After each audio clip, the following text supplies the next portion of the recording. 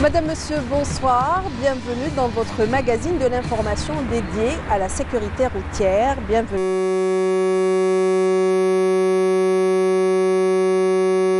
Un peu aperçu sur ce qui vous attend dans cette émission et on se retrouve juste après.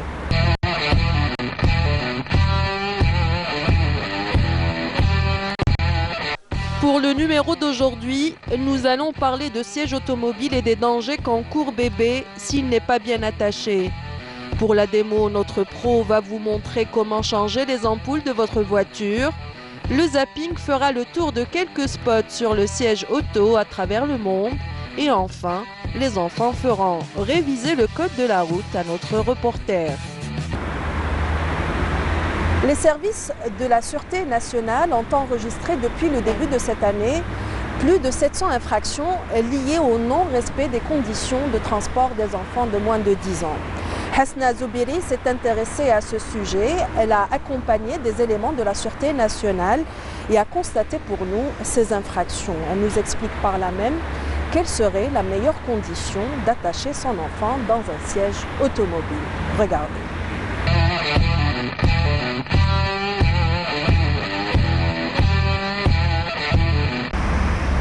Mettre son enfant sur ses genoux dans le véhicule est un comportement normal pour de nombreux parents. D'autres les autorisent même à se mettre sur le siège passager avant, pendant que la voiture est en marche.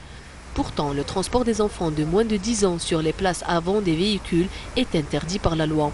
Les services de police, à ce titre, ont enregistré durant les 10 mois de l'année en cours 768 contraventions liées au transport des enfants de moins de 10 ans au niveau du siège avant du véhicule.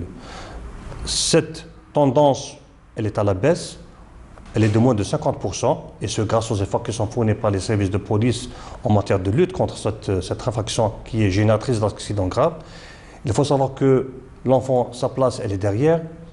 Lors d'une patrouille dans la wilaya d'Alger, les services de police ont constaté de nombreuses infractions. Leur réaction a été immédiate.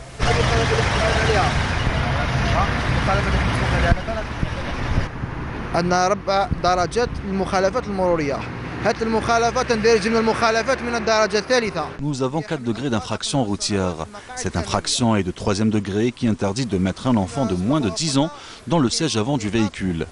La loi cependant autorise aux parents de mettre leur enfant au siège avant du véhicule dans 3 cas de figure. Dans le cas où il n'y a pas de siège arrière, si le véhicule est à caractère commercial et si le conducteur a beaucoup d'enfants et les sièges arrière ne suffisent pas.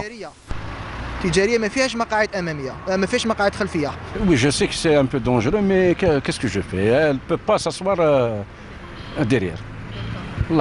Elle bouge trop gars. هكذا. وسمحونا وهذا ما كان وإن شاء الله حضارة ça se le fait pas. سي فري أنا غلطت. نورمالمون المرة الجاية بربي إن شاء الله يديروا حزام الأمن.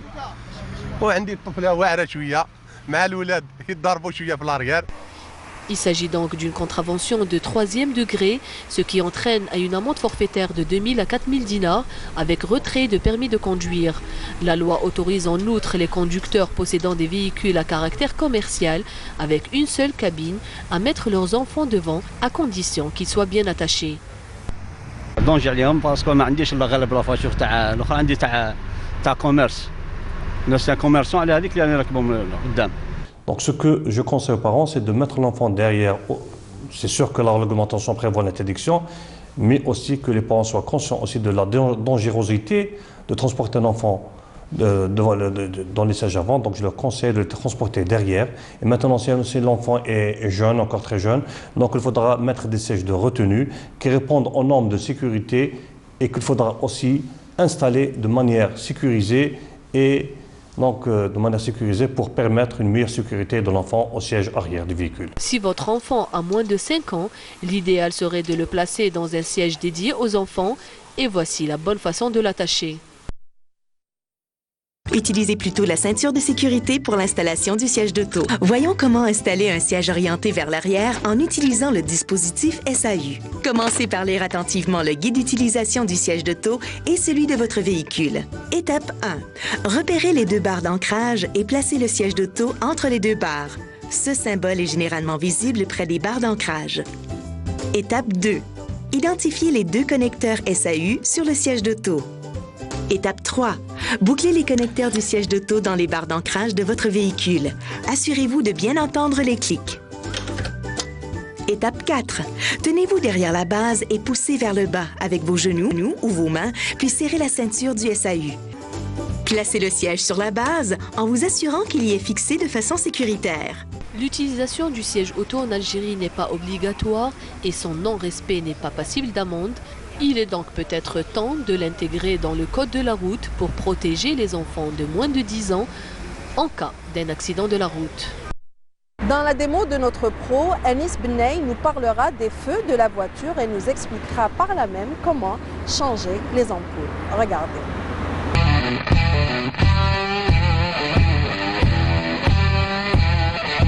Bonsoir, bienvenue dans votre rubrique Démo du Pro. Aujourd'hui, nous allons parler d'éclairage et je vais vous montrer comment changer une ampoule. Les feux de votre véhicule servent aussi bien à voir qu'à être bien vus des autres usagers de la route. L'éclairage de votre véhicule est composé des feux de position, des feux de croisement, des feux de route et des feux anti-brouillard. Il y a aussi des éléments de signalisation, les feux de stop, les signalisations et les feux de détresse. Aujourd'hui, il existe 4 technologies d'ampoules.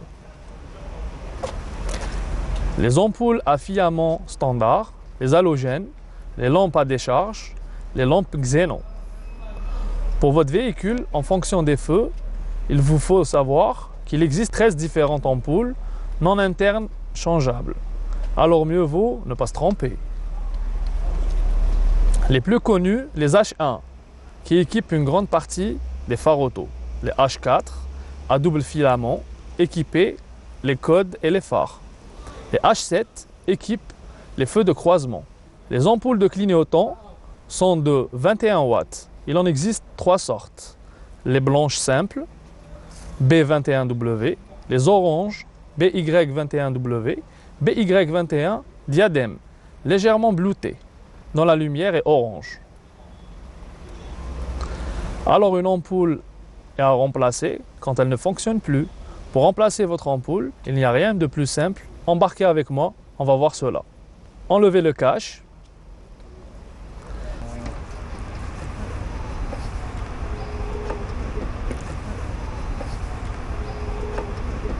Déconnectez la prise.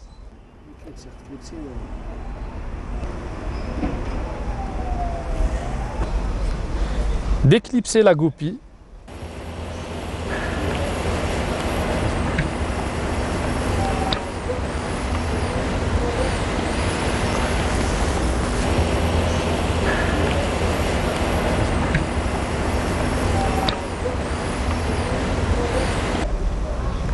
Enlevez l'ampoule, remettez l'ampoule neuve et refaire l'opération en remettant tout en place.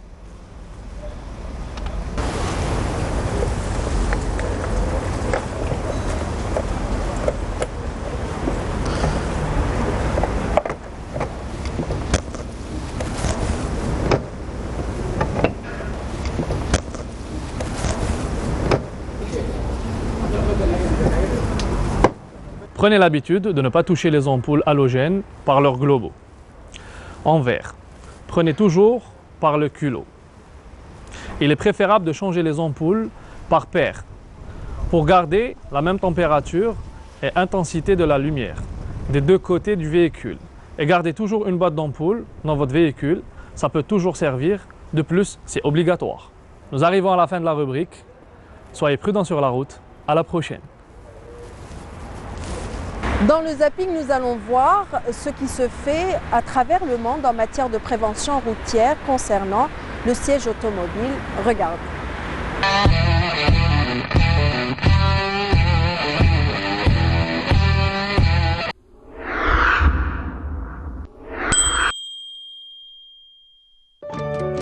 Des études révèlent qu'en Belgique, plus de 50% des enfants ne sont pas attachés ou sont mal attachés en voiture.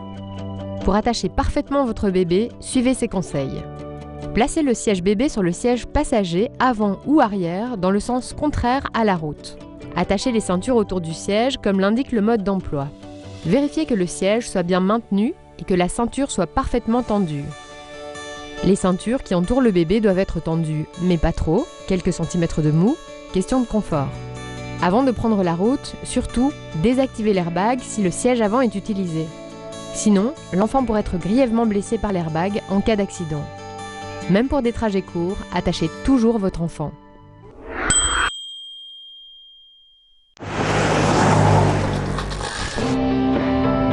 Vous rappelez-vous à quoi ressemblait la banquette arrière quand vous étiez enfant? Les connaissances sur les règles de sécurité en voiture étaient faibles et près de 100 enfants mouraient chaque année sur les routes norvégiennes dans les années 70. Aujourd'hui, nous nous approchons de l'objectif 0 décès d'enfants dans la circulation. Un objectif heureusement assez facile à atteindre. Mais il y a deux choses que vous et votre enfant devez vous souvenir quand l'enfant aura 4 ou 5 ans et commencera à utiliser le siège auto. 1. La ceinture doit reposer sur les hanches et être bien serrée. Une ceinture relâchée a tendance à se placer sur l'abdomen, ce qui est très dangereux. Le même problème peut se produire si votre enfant porte des vêtements trop épais. Ceux-ci doivent être ouverts ou retirés. Si la sangle passe au-dessus de l'abdomen lors de la collision, les organes internes risquent d'être endommagés. Le résultat pourrait être fatal. 2. La ceinture doit passer en travers de l'épaule. La ceinture ne doit pas passer derrière le dos ou sous le bras. La conséquence de ne pas porter la ceinture en travers de l'épaule peut être fatale.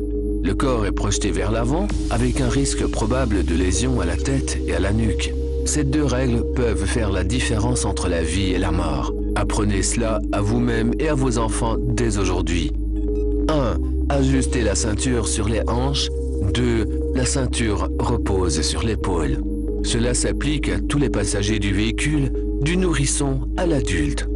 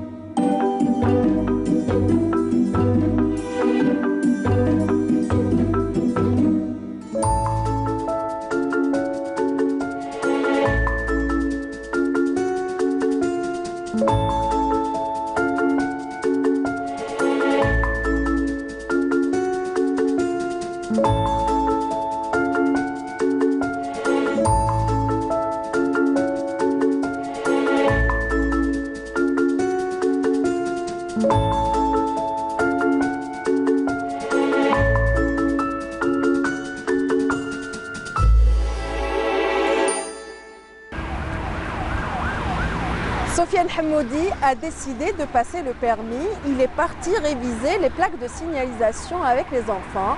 C'est l'heure de Paroles d'enfants.